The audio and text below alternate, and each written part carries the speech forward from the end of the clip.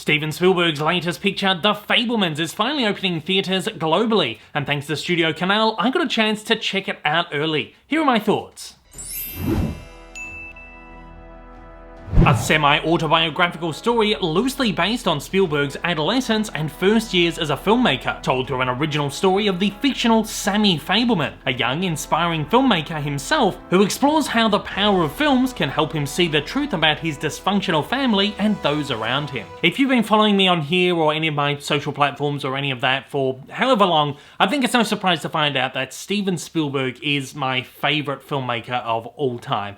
He has created so many seminal movies of my life, movies that I grew up with, movies that have inspired me, movies that have made me fall in love with cinema over and over and over again. When I watch a Spielberg movie, that is the number one thing for me. I sit there and I think, I love cinema. I love movies. I love the way they can make you feel. I love the way that they look up on the screen. And Spielberg has such a beautiful visual and emotional storytelling. And Spielberg is such a master of his craft that he is able to dip and dive into various genres while maintaining the spirit of his movies.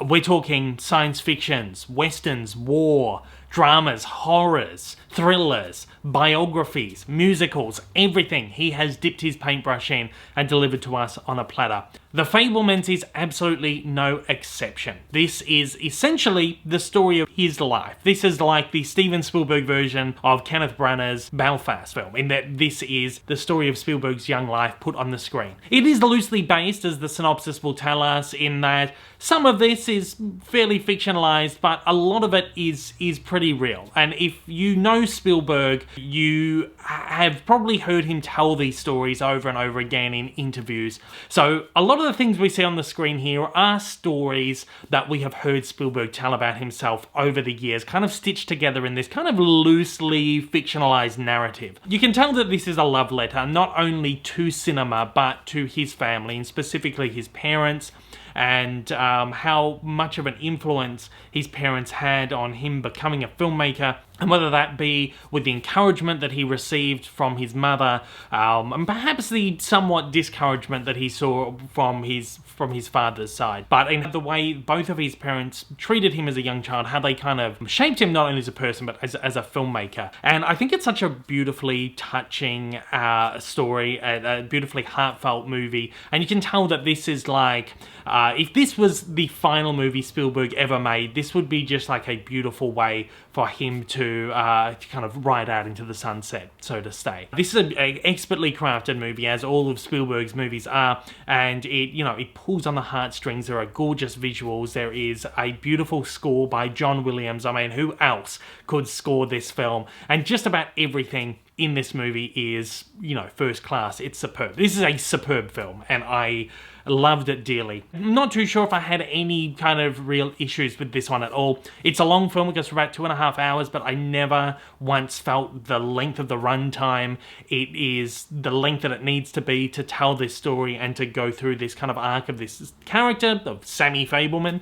And I just think pretty much everything about this is pretty perfect. All the actors in here are great. Of course, Michelle Williams as his mother and Paul Dano as his father. Gabriel LaBelle, who plays Sammy Fabelman, does a terrific job in this, and he looks very much like Spielberg. Like, you could believe that this is actually Steven Spielberg, a young Steven Spielberg up there on the screen. There is a terrific supporting cast as well, which includes Seth Rogen as his uncle, who does a great job. I would love to see more dramatic roles from Seth Rogen because he does so well. Overall, this is just a really beautiful movie, and I do see this taking away many an Oscars statue. I think this is definitely going to be a top runner for Best Picture. I think Spielberg is definitely going to be the top contender for the Best Director here. And I guess it is arguable whether this is the best movie of the year, whether Spielberg is the Best Director of the year, but we see the Academy kind of, acknowledging people, or in this situation, they acknowledge Spielberg for his, history in cinema. And they acknowledge movies like this for what it means for the history of cinema, or for the history of the filmmaker. And I think, in a way, the Academy is probably going to sway towards this movie, because this is definitely just like Oscar all over it, because it is just that kind of celebration of cinema, celebration of one of the greatest filmmakers to ever do it. And I definitely see this movie walking away with a lot of awards, if not, again, just being like top contenders for these awards. Not a lot more I can say about this. I just loved it. I adored it through and through, and perhaps it is a bias coming from me, who is a huge Spielberg movie fan and a huge Spielberg fan as a director. And I think all the little nods and winks to Spielberg's work throughout his entire career, and again, all these little stories that you see come to life, it just touched me and lifted me up, as all of Spielberg's movies do. I love this. And with that, I will easily be giving The Fabelmans a 5 out of 5. And at that, I want to hear from you. Have you seen Steven Spielberg's The Fabelmans? What did you think about it? If you haven't seen it just yet, what are your expectations like for this one? As always, join the conversation down in the comments below. Until next time, take it easy. I'll see you there.